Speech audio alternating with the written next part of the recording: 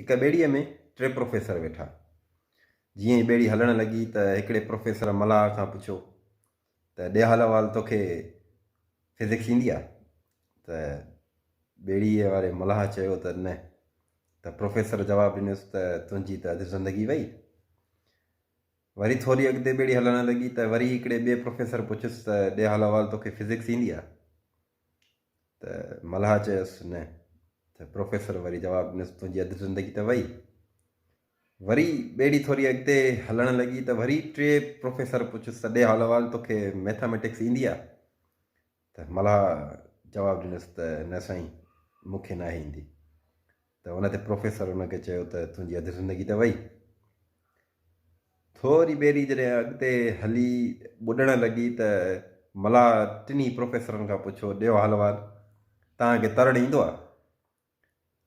त प्रोफेसरनि 3 जवाबु ॾिनो न।